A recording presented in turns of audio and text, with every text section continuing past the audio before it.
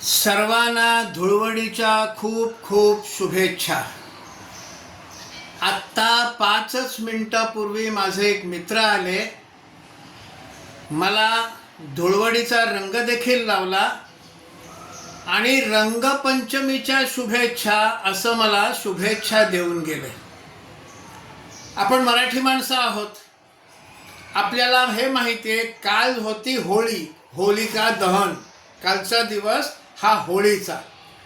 आज प्रतिपदा, आजचा दिवस हा धुळवडीचा आणि रंगपंचमी ही पंचमीच्या दिवशी येते. आज प्रतिपदा आहे, द्वितीया तृतीया चतुर्थी पंचमी. पंचमीच्या दिवशी रंगपंचमी आहे.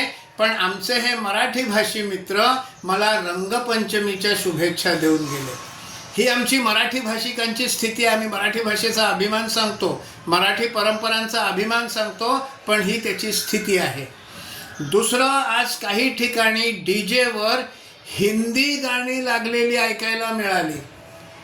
परप्रांतीयांनी जर हिंदीत बोललं, मराठीत बोललं नाही तर आपल्याला राग येतो. तू आधी मराठीत बोल असं आपण सेल्समन लोकांना सांगतो.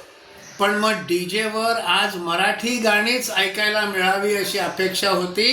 पण आज देखील मराठी भाषिक घरांमध्ये, मराठी भाषिक सोसायट्यांमध्ये डीजेवर हिंदी गाणी ऐकायला मिळाली.